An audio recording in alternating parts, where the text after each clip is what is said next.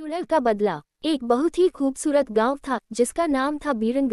यहाँ सभी लोग बहुत खुशी खुशी से रहा करते थे। गांव में सभी कुछ अच्छा चल रहा था और इसी बीच अमेरिका से एक फैमिली अपने पुश्तैनी घर में रहने आती है। उस परिवार में पति पत्नी और उनका छोटा सा बेटा थे जो अपने हवेली में रहने आए थे। सभी के आते ही गांव वालों में खुशी की लहर दौड़ पड़ी, क्योंकि यह फैमिली कोई और नहीं बल्कि इसी गांव में रहने वाले एक पुराने जमींदार की थी और गांव वाले उनकी बहुत इज्जत करते थे। सब कुछ ठीक चल रहा था, लेकिन अचानक एक दिन इस परिवार के बच्चे की तबीयत अचानक बिगड़ने लगती है। सभी को लगता है मौसम का परिवर्तन हुआ होगा, लेकिन बात तो कुछ और ही थी। धीरे धीरे लड़के का चेहरा नीला पड़ने लगा। आनन फानन में परिवार ने डॉक्टर को बुलाया और डॉक्टर को भी कुछ समझ नहीं आया तो उसने पास में ही बने एक हॉस्पिटल में उन्हें स्वास्थ्य परीक्षण के लिए आमंत्रित किया ताकि बच्चे की बीमारी का पता लगाया जा सके। परिवार ने डॉक्टर की सलाह अनुसार हॉस्पिटल जाना जरूरी समझा। सारे परीक्षण होने के बाद भी कुछ नहीं हासिल हुआ। जैसे ही सारा परिवार गांव पहुंचा तो गांव के कुछ बुजुर्गों ने बच्चे की हालत देखकर उन्हें ओझा के पास जाने को कहा। आज भी गांवों में पुराने रीति रिवाज के अनुसार झाड़ फूंक करके इलाज करने की प्रथा कायम है। परिवार सभी सदस्य बच्चे के लिए ओझा के पास भी जाने को तैयार हो गए।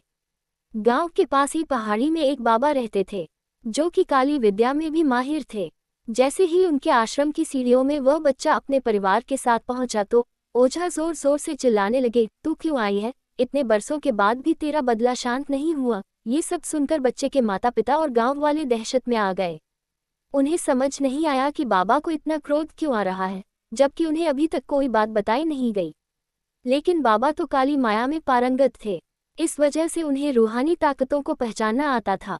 सभी लोगों ने आश्रम में प्रवेश किया, लेकिन बाबा ने केवल उस बच्चे को पास आने को कहा। बच्चे की हालत बहुत ही खराब थी। उसकी आंखें लाल हो चुकी थी, उसका शरीर नीला दिखाई पड़ रहा था और उसके शरीर का तापमान आम बुखार से कहीं ज्यादा था। ओझा ने विभूति उठाकर के बच्चे के मुंह पर फेंका। बच्चा जमीन पर लेट गया और जोर जोर से हाथ पैर हिलाने लगा। किसी को कुछ नहीं समझा रहा था कि बाबा की विभूति से क्या चमत्कार हुआ कि बच्चा अपने आप जमीन पर लेटकर ऐसी हरकतें करने लगा।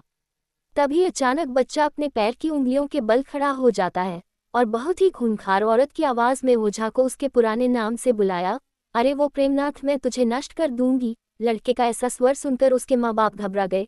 लड़के को इस अवस्था में देखकर उन्हें कुछ समझ नहीं आ रहा था कि ऐसा क्यों हो रहा है। तभी ओझा ने एक मंत्र पढ़कर बच्चे को अपने काबू में किया। सारे गांव वाले ओझा से पूछने लग, बाबा ये सब क्या है? ये बच्चा ऐसा क्यों कर रहा है? तभी ओझा ने बताया कि इसके अंदर कोई चुड़ैल आ चुकी है जो कि आज 70 साल पहले चोरी के आरोप में जिंदा जला दी गई थी। उसे ऐसी सजा देने वाले कोई और नहीं बल्कि इसी बच्चे के दादाजी थे और वह चुड़ैल अपना बदला लेने इसलिए आई है क्योंकि वह गर्भवती अवस्था में जिंदा जली थी और उसके कोख में पल रहा मासूम बच्चा भी जल गया। इसी वजह से वह उस वंश बच्चे को भी दर्दनाक मौत देना चाहती है ताकि उसका बदला पूरा हो सके। ये सारी कहानी जानने के बाद उसके परिवार वाले ओझा के सामने गिड़गिड़ाने लगे और अपने बच्चे की जान की भीख मांगने लगे।